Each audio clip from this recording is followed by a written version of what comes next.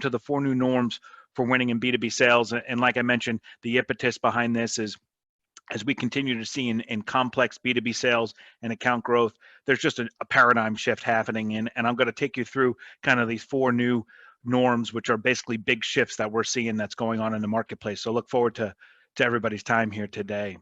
As we dig into this, let's kind of first level set what this is really for and who this is for, to help kind of bracket out everybody. So if this isn't your first rodeo, I assume. So many of you are seasoned sales leaders. You're probably like me, in your 40s, maybe, and maybe a little bit younger, maybe a little bit older. But this is anybody's first rodeo, right? B2B sales is just evolving, and it's still about deep relationships, hustling, working forward. And so really for this webinar and this conversation, really making sure that that's kind of where you lie, and that you're looking to really challenge yourself to continue to grow and look at these shifts that we're seeing as meaningful opportunities to grow your organization. And it's fun because a lot of these are just back to the basics of a lot of the things we've always leveraged, but then also knowing that newer technologies and the ways that the governance around purchasing and current account growth has completely transformed. So I'm wanting you to pay close attention for the next 35 minutes, because I truly believe, one, it's happening for me and many others, that a lot of these shifts, if you take them near and dear to heart, and whether you work with us with our platform or not, that these shifts can greatly impact your team's new business development, aka net new logos, and 2, basically account plan growth, current account growth. So let me kind of walk through kind of what I'll show you. So what we're seeing is obviously there's a big shift into a non-handshake world, a lot more digital, harder to get meetings, harder to get face-to-face meetings. We're also seeing that just this shift to technology and leaders and corporate governance, it's hard to get to people. And so they want to consume information on demand. I'm going to talk about that a little bit later on in the webinar, but it's amazing how much on demand is driving this. And then also, we're seeing a proliferation, and I'm hoping you guys are seeing this. If not, it's coming. Is that you have so many different decision makers coming into this, not only on the selling side, 3 to 5 people, and on the buying side, anywhere from 5 to 10. So these are the kind of problems I'm going to help you solve as we continue through. And then from another perspective, from an account growth perspective, what we're seeing is how do you take a consultative sell approach that for new logos and apply that to your current logos? I'll tell you what, candidly, between me and a lot of our partners and a lot of over hundreds of vice presidents and CISOs I've talked about, is they're really looking at how to unlock basically their current account growth. They might have all these account plans. How do you unlock those? We're going to show you how to unlock those account plans, how to truly get net new growth. And how we do that, of course, ourselves and many of our clients, is through our Proteus Engage platform, powered by our amazing Stakeholder on-demand technology, which is really transforming the way people are doing sales, new business development, and of course, current account growth. So the 4 new norms, right? We're going to kind of go through this, walk you through kind of what these are. And if you stick around, I'm going to show you how to unlock those new norms, which we call the big shifts that we're seeing. And we're here to discuss how we can preserve your existing clients, because as a sales leader, this is the number one thing you ultimately are worried about at the onset, is preserving your existing customers. 2, growing that current customer wallet share. Everybody on this call knows, and if you don't, it's a great education point, that your quickest path to revenue in strife or an opportunity is with people who already have a trusted relationship with you. So how do we preserve what we have?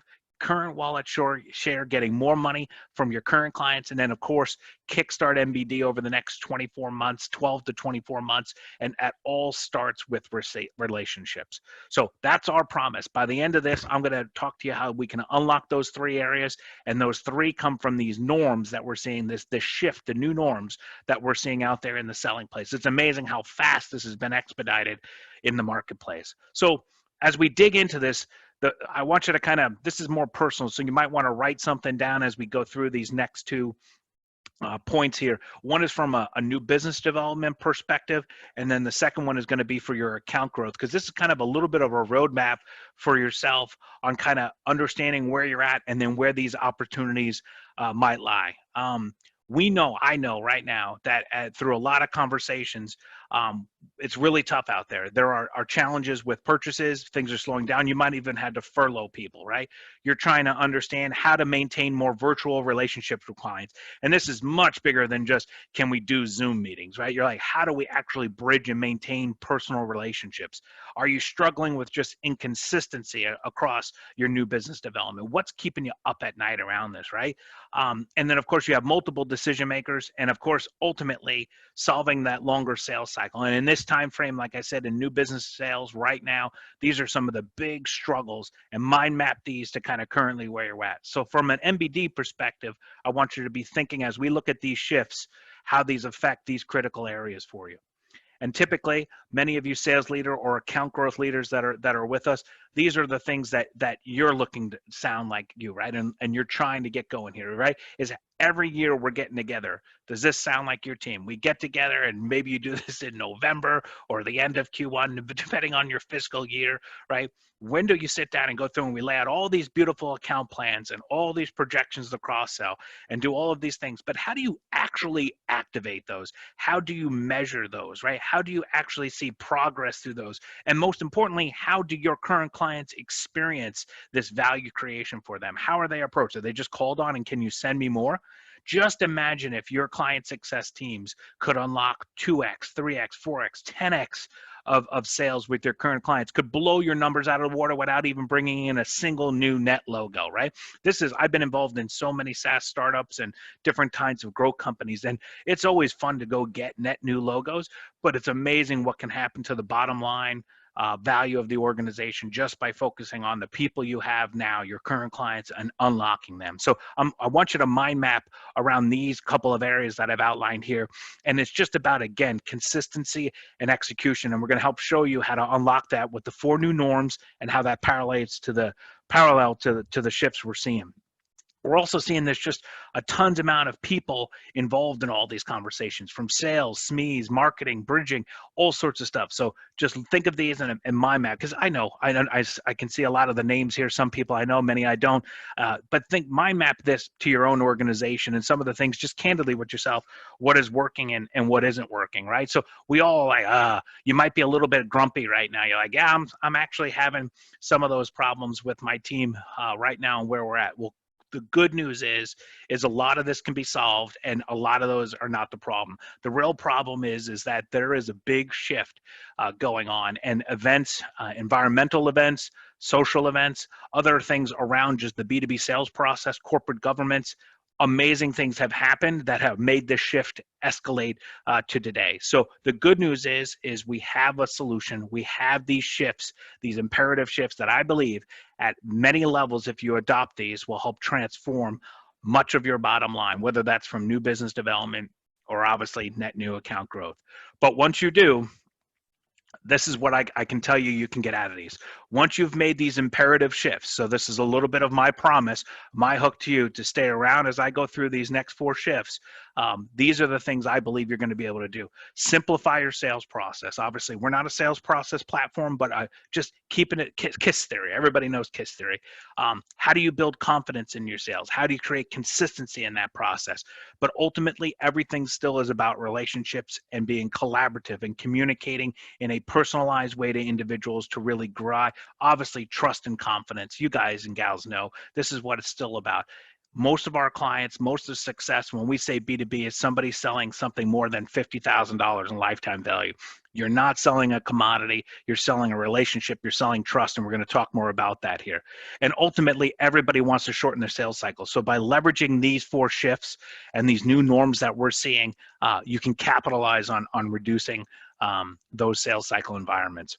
The other thing is, from a kind of an account growth, is taking those account plans. I'm telling you, we've been working with a ton of partners over the last 2 months that just basically are like, Joe, we need substantial help unlocking our account growth plans. We have tons of great clients, and we want to activate them, educate them, build more trust with the leadership team so that we can sell more.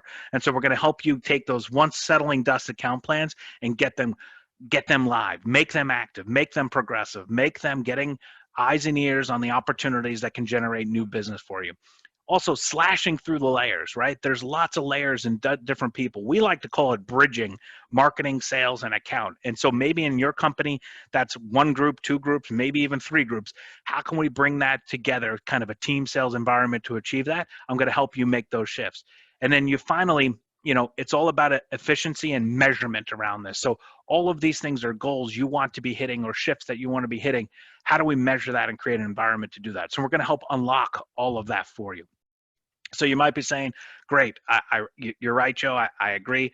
I've done a little personal audit of my organization. I agree on some of the challenges you're talking about there. I also agree that a lot of those benefits you're talking about there would be highly good to my team. Why should I give you the time of day here today? Well, here's the deal. I don't think it's anybody's first rodeo here. So I'm Joey Connect, loving husband, sales veteran, been involved in many high growth SaaS companies, and I have the proud honor of leading CEO of Proteus Engage. But more importantly than all of this is I have a strong passion for sales and been in the trenches of sales. But ultimately, it's not about sales. I think many of you on this webinar, it's a feeling of when we're never really have sold anything to anybody. We're consulting, we're helping, guiding people to solve problems for their organizations and to unlock growth. Whatever it is you're selling, fundamentally for success, you're unlocking growth for your clients.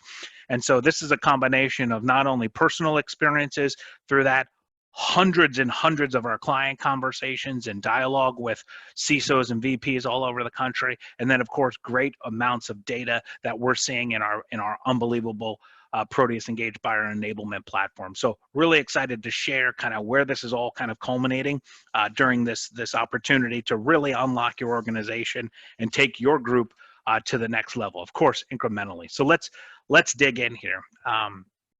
Discovering the 4 shifts, right? So for these new norms that have happened, there have been kind of 4 shifts that have kind of fundamentally happened in a typical B2B transaction. Okay, so let's drill into these here. So the first main one is transparency, right? And so you might be like, "Whoa, Joe, you're coming out the gate shooting hard here." Well, this is kind of salmon swimming upstream a little bit, and you can see here I kind of frame this conversation in what the shift is. So enough with your AI and automated selling. What we've seen is there's way too much reliance on just pounding out information and content to individuals. It's not always about AI. No doubt we're not anti-AI. We use AI in a lot of our solutions and products, but what I'm getting at is still in a B2B transaction selling environment, it's about people building trust and confidence, and that's done through relationship development. Every single one of you on this webinar know that that's what you have to do to unlock that. So the demands now of customers and buyers is to be more transparent. They're able to do a lot of research online prior to even reaching your organization. So they already know kind of 70% of the buyer process before they even get to you. And now they're looking to you to be very transparent and forthcoming of how to provide value to their organization with your service or products, offerings. This works for any kind of client, from energy to software to coaching to professional services, any kind of client. They're coming to you after they've probably already done pretty extensive research, and now they're trying to understand how we can truly partner, right? And so sales is not dead. It's just different. We have to rethink ourselves on how we use technology and how we sell. The expectations of buyers have completely changed during this journey. They are way more educated before even getting to us, and then once they get to us, it's not about just how our product or solution or service can help them. How can we fit into a more global mix or overall objective that him or her has? And remember that overall objective that him or her has, because I'm going to come back to that as another pretty big major shift that we're seeing, risk on the purchase. And so all of this stuff has created an environment where people are just wanting more transparency during that sales process and not surprised during that. So these are some things, it's a big shift. Just apply that to some of the concepts and products and services you're selling. How forthcoming are you guys in the sales process? How consultative and transparent are your teams during that? So what does this mean? What does this mean if you're not being transparent overall? Well, here you guys, I think, know really well. There's an immediate lack of trust, especially with those weird twists and turns and basically ghosting and they disappear. What you also have here is feature selling instead of consultative selling. I don't know how many clients of ours and other groups and products and offerings, they're basically getting on and they're basically running hardcore feature demos and then wondering why people aren't buying. That's not transparency. You haven't even figured out what their needs are yet. How do you even know what to demo? And no one gives a crap about a button. No one does. It's how can you help them overall, and being transparent and understanding them, and then understanding how to align your products and services around that. So you get a ton of confusion, and then you're basically frustrating the client and ultimately losing the sales. And so what we have found, especially these nuggets here of what's a recipe for winning on transparency, of course, it's creating centralization of your communication. It's creating complete visibility, because typically your team isn't talking to one person or two people. They might be talking to 3 or 5 people. We also see a tremendous amount of team selling, because ultimately you're trying to build trust. So people are bringing in SMEs, subject matter experts, if you're not familiar with that, or other members of the team, bringing in members of marketing, engineering. So how do you build that trust to build that overall transparent, we could handle you from end to end before they even have signed a contract, building a tremendous layer of transparency and relationship before that even happens. And then I like to say one of our values in our organization is candid. And we see a lot of candor in the sales process being very, very effective. And of course, bridging that marketing and sales gap. So take this shift and apply it to some of the things you and your team are doing. It's amazing how once you start to unlock some of these philosophies, how the people are more candid to you on the call, but then also understanding that you're in a race between 3 to 5 other vendors that are all in the same kind of position of 70% understood. How do you differentiate from that 70%, what we would call qualified to closed experience? How do you separate yourself at that layer? So that's transparency. So, one of the things I always like to do and share is we have a client that is a SaaS client in kind of an industrial services world, and it's a very complex offering, big client, global organization. And one of the things in their process of being transparent, they know they ultimately have about 5 decision makers on each deal. And so one of the things that they're very transparent about is they create a centralized environment to navigate the entire purchasing process and ongoing process. But then they have that broken into kind of buyer experience stages. And they're very transparent that their goal is not just to sell you a piece of software, it's how to understand how their software can overall help the business grow in many different areas. And they run modeling against that to help basically demonstrate the value that is going to be created for the organization. Again, their transparency is they're not here to just sell you a piece of software. They're here to partner with the business overall and guide them from, basically purchase to success. And so really, really cool ways that they're doing it. Lots of personalization, lots of transparency, multiple decision makers involved. And on their selling side, they have about 4 individuals. And when it gets to a certain level on an account, they're even looping in their CEO to build in that transparency and sharing videos of the CEO to do it. So pretty awesome experience. Some nuggets there for you to maybe think about and apply to yourself. So to sum it up, one of the key things on transparency, again, is just individuals have done a ton of research before they've even gotten to your organization. So you need to up your game in what transparency and how you communicate to those. So, all right, shift number 2.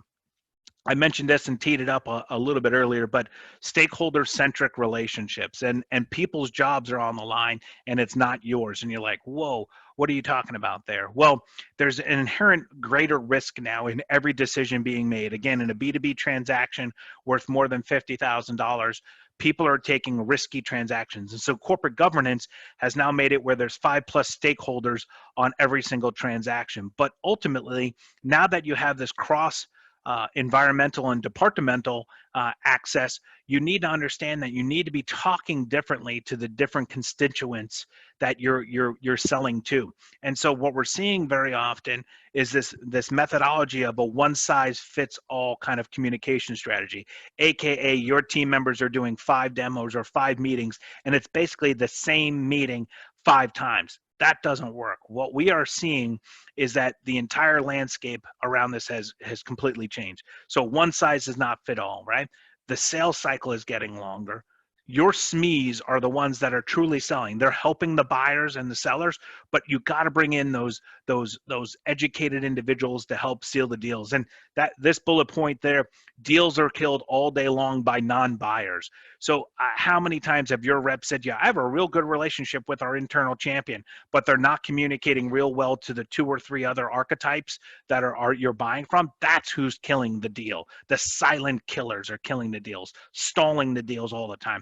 That's because you haven't segmented them out and communicated to them, whether that's maybe a compliance person or COO from an operations perspective or CFO from a financial perspective. So you need to be thinking about stakeholder-centric relationships and conversations. And wait for it, they need to be transparent and meaningful, right? So all of these shifts are compounding to each other. So it's amazing if you just apply those concepts alone to how you're selling today and how your teams are working together. It's an amazing way to unlock this. You can start doing something today, right after you get off of this webinar, your next sales call, your next sales team. You can start to say, who are the top 3 decision makers and people who are killing our deals? Great. How do we align our messaging to them? Great. Where do we put that to do that? And how can we do that consistently and personally at scale? Unlock it, right? That's what this is all about. So this is a huge shift and really, really, really poorly delivered. We're seeing a lot of challenge out there with this. So what happens again if you don't embrace this kind of spirit? Well, there's tremendous message disconnect and product misalignment, right? People are not understanding it because they're seeing it from their purview, right? How many of you have heard lack of trust because they don't understand, quote unquote, us, right? They don't understand us. That's because that's not because of us. That's because you didn't properly position your product or offering to the key decision makers that are out there. So they're killing the deal. That's why you're getting ghosted. That's why late stage deals are getting stalled, because ultimately there was too much reliance on one person, right? This is what we call a lot of times the messy middle, right? We get new clients and we find out, we're like, tell us where you're at in your sales product. And we look at it and they're like, Joe, we got this big fat middle of our funnel. And a lot of that is stalled deals because they didn't properly be transparent or communicate in a obviously stakeholder centric way earlier to really kill the deal or move the deal along. And I think it's not anybody's first rodeo. Like I said, everybody on this webinar is okay with deals dying. Just die fast. Don't waste my time on bad deals. So again, all of these pieces kind of align. And of course, you're going to miss your quota. So what we're seeing working really well, and I want to be clear, there's a Kia, Camry, and Cadillac to all this. You don't got to be Cadillac right out the gate, but you need to think about archetype or role-driven communication and alignment. That is real key. Also, how do you empower internal champs and the stakeholders to speak for you? So your team might be having a really good meeting with one individual, but again, there's 3 to 8 individuals working on that deal. How do you equip them for success? This goes back to that centralized environment, centralized ecosystem to communicate, collaborate, and come up with decisions. So these are all the elements of the Proteus Engage platform that we know are unlocking these goals for people. What I'm sharing with you here is how these challenges are affecting your deal flow and deal success. And so how do you unlock those? By empowering the key individuals on your opportunities. And of course, everything has to be streamlined, but it also has to still be personal. It has to be meaningful. Why a ton of your stuff is not getting read or why deals aren't moving forward is it feels like they feel like your buyers don't feel like you understand their environment to the T, and it's not compelling enough for them to make a move. You haven't demonstrated the ROI or the benefit. And I always like to say this one, and you can share this maybe when you go back to your sales team meeting later today or tomorrow. When you're not in the room, how do you control what is said? And this is when you're buyers, right? When one of your team members isn't in the room, how do other people talk about your product and service, and how can you control that narrative? Of course, that's what Proteus Engage platform does, is builds that centralized environment to do that. Whether you use our product or not, you need to be thinking about that, right? Because that's key. You're not always in the room. You're in the room less than 1/50th of 1% of the time when they're making a product decision on the next. So how do you tee your team up for success, right? I hope you're already starting to see kind of huge benefits and challenges around this. So another kind of just stakeholder-centric relationship example, we have another client partner of ours, big organization selling into C-suites all around the globe, and primarily in the US, but also globally. And one of their challenges was their sales reps who were enterprise hunters were getting in on deals, and they were calling into VPs and COOs, but then they were immediately getting bogged down in conversations because they weren't looking at the different perspectives of the different stakeholders that were ultimately doing this. And this group happens to sell a lot in healthcare. And after looking at the data and helping them as they put out more and more stakeholder-centric stuff, what we identified is everything was linear. So they were talking to one person, then the next person, then the next person, the next person. So we deployed Proteus Engage with them so they could multi-thread, start talking to all of these individuals individually and also as a group combined, exponentially moving the deal forward. Plus, we also identified that the deals were getting stalled or even slowed at the end because they were hitting compliance. So we started to figure out how we could pre-communicate to compliance during the sales process, bring them into the fold so that they were moving the deals along faster. Ultimately, time to revenue or time to cash in hand for the client exponentially going up, shaving months off of deals, which is a huge when you map that out across hundreds of clients and a large lifetime value. So these are ways of, it's not just communicating to them, it's understanding that that communication can greatly affect the sales cycle and multi-threading it between personal and group conversations. So don't forget, don't underestimate talking in the terms and the ways that people want to hear it. All right, we're continuing on here. Stay strong. We're doing well here. This one's another fun one, and I hope you're getting exciting and taking all your notes. I'm even writing down more notes as we're doing this because I keep thinking about all the different use cases of success that we've seen around this. But death to the one and done. You need to play the long game versus the short mindset. So stop destroying your CAC and your LTV. Improve it. So what we're talking about here is so many of the sales reps we see are really falling short. They're focusing on transactions and revenue this quarter, this month. So they're pushing on clients to do that. But what really it's about is the long-term value of that client and understanding that you got to invest the time and the relationship to get there. So sales cycles are just inherently longer. Your team just needs to accept that. Follow up is king. It's not a transaction. Shifting your team's perception of an opportunity to this is a client for us for the next 3 to 5 years. That's what it's all about. Align that customer with the first sale and then tee them up for the next, and next. So you can see how this builds upon if you're transparent with them, you're talking to them in meaningful ways that they understand. You can do certain level of projects to get started, lower risk, get you in the game. And now that you're in the game, you can cross-sell forever, right? So you got to really rethink. It's not selling them everything all at once. It might be portioning off some of your product and service, getting them started, and then incrementally moving them out, right? You got to be able to rethink how they are nervous about buying new things, products, and or services, especially now. And then now that you're in and you've sold them the first version of your stuff, how do you cross-sell? Again, this is the balance between new business development, right, and account growth plans.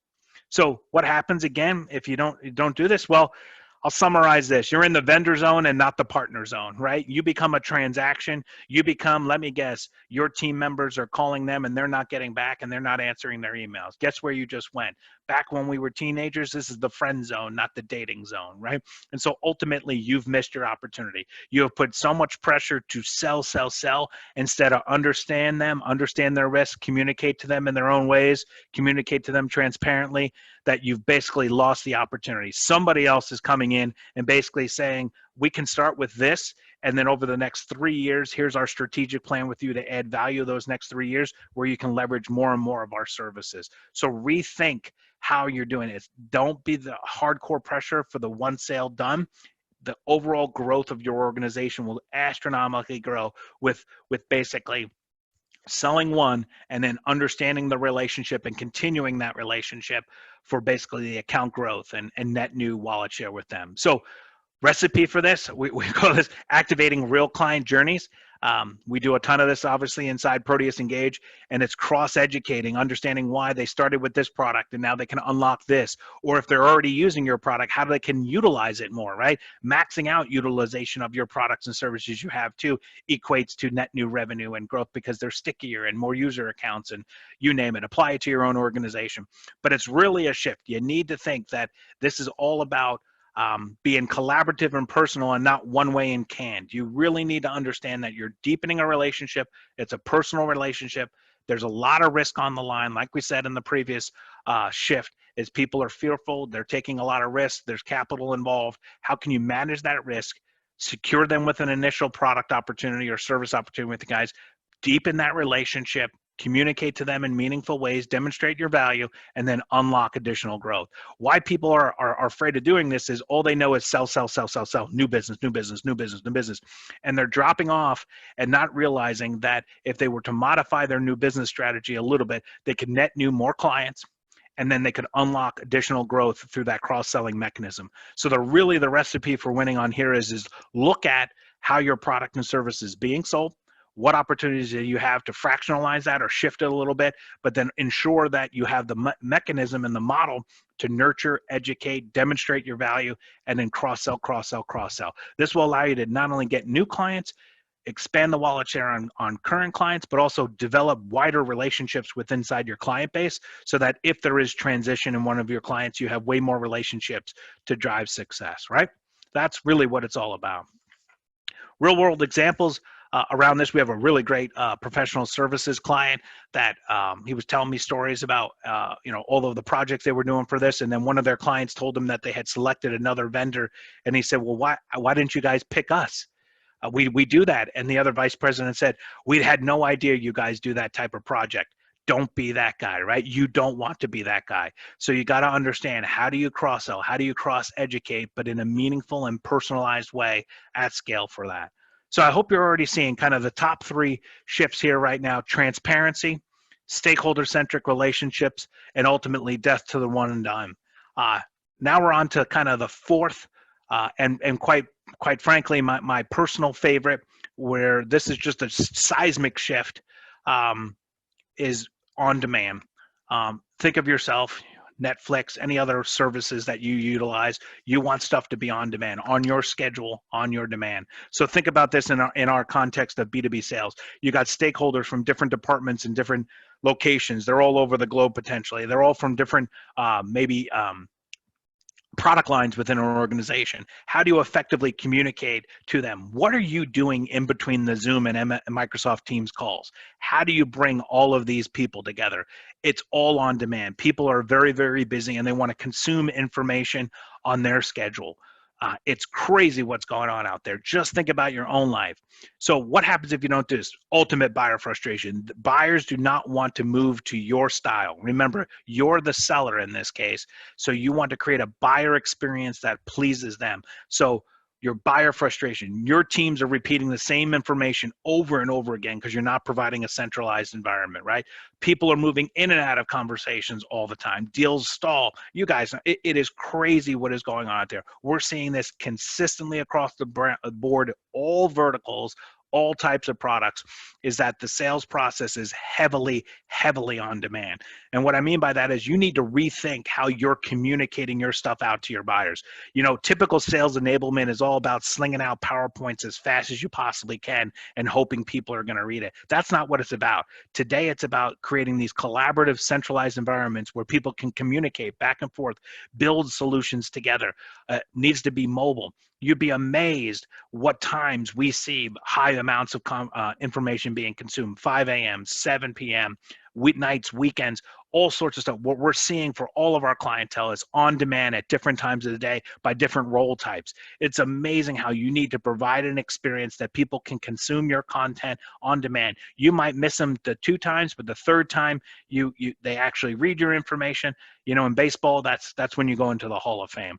So it's amazing. So you need to rethink your sales strategy and how you're communicating to the buyers, if it's a new logo, and of course your current customers, because your current customers are the same way. They're in meetings all day. They're involved in a ton of things. How do you basically get to them so that when they do have that time on a Saturday morning when they're having a cup of coffee, that they actually read your white paper, or understand an article you wanted to share, or watch a video of one of your sales team members talking about a business case or something that might align them for success, right? Or a personal article about something that was more broad that helped them do it. You need to really think about this. This shocks a lot of people because it's a real big shift. And of course, you can see why that's happening. This is how everybody is living their lives now, right? So you got to, again, remember centralized environment and think about the buyers. You have to understand the buyers have the control nowadays. And this is just again crazy. Just looking at across our entire platform, all of our not our clients, like all of our clients, we're seeing tremendous shifts to this centralized ecosystem like our product, and they're viewing stuff at very odd hours of time. They're booking additional meetings, watching demos, filling out questionnaires, signing contracts, signing LOIs. Basically, the entire business world is now, most of your sales rep are acting like a bank. They're open from 8 to 5, when reality is your clients and your buyers want to have 24-hour banking. So they want to be able to consume information, do things on their own schedule, on demand. You need to really think about this, of how that is upping the game and transforming the game for new business development and, of course, current client growth. So this is where we're at.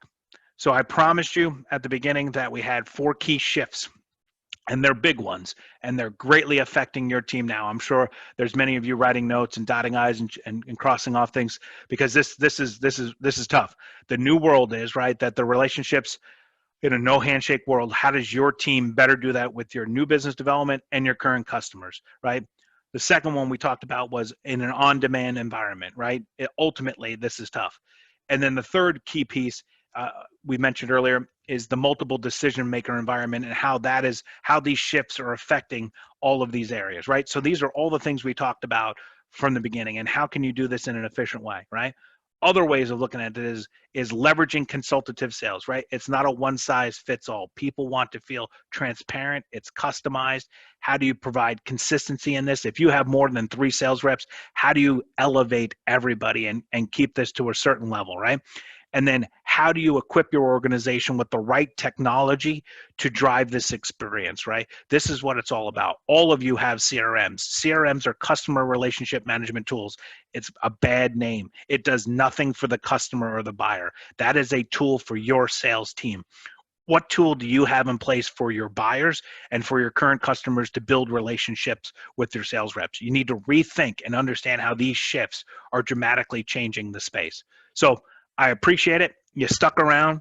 I did share with you, in this new world and in these new norms, transparency, stakeholder centric, death to the one and done, and on demand of those customers. You take those 4 shifts that are becoming the new norms, and you need to apply those to your current existing customers so you can preserve them, basically maintain the cash you have today.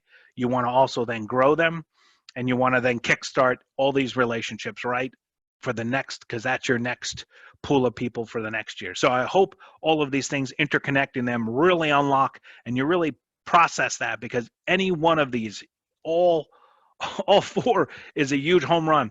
Take each one slowly. Take each one at a time, one little element each. But trust me, these will transform. That we're seeing crazy results with clients. So how do you do this? Well, of course, this is a webinar, and this is all real. We're actually doing this, seeing this, living it, data-wise, everything. Clients, huge success on how there's a big shift from sales enablement into this buyer enablement kind of category, where you're providing buyers an environment to be guided through your entire sales process or new business development process. So ultimately, now you have a choice. Ultimately, you know the shift is happening. You're seeing it. You're looking at your own numbers, so you know. So there's 2 choices. There's either you make a shift and you look at these shifts and you apply them to your organization and look at what technology you need, or somebody else is going to take that and take the sales and grow with it. This is that serious of a level of shift. We're seeing it every single day in the clients and stuff we're doing. So how can we help? Well, candidly, you could probably already tell this is a huge passion of mine.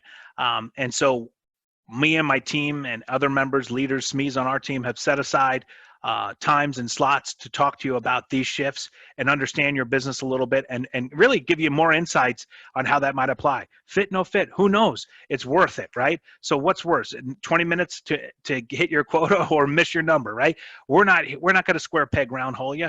We've just told you about being transparent. We're transparent. We want to understand your business and see if our platform could unlock the growth for your organization. So very transparent opportunity. Would love to talk to you, not only from our perspective, but all of our clients' perspective, the different verticals we operate in, to try to generate value for you. So why are we doing this? As I mentioned, we understand the stress. We understand the challenges facing everybody today, sleepless nights, no matter what, for everybody. There's so many threats out there. How can you do more with less? How can you elevate your sales team to consistency? But most important, how do you make your buyers happy? That's what it's all about. Buyers want to experience your solution, your transparency, your ideas in a way that they can be more efficient. Plus, if you give them the tools for success, you will sell more deals. Stop slinging PowerPoint. So that's why we're doing this. We're trying to get the message out there and understand that we can help you unlock growth. So I really encourage you to grab a time, book it here, and we'll basically get on the phone, walk through. We have a quick process. Within 20 to 30 minutes, we understand a fit, no fit of whether or not it makes sense to hit it. Plus, we'd love to share with you some more stories, applications by different verticals, professional services, manufacturing, technology, any of the above. Look forward to chatting with you.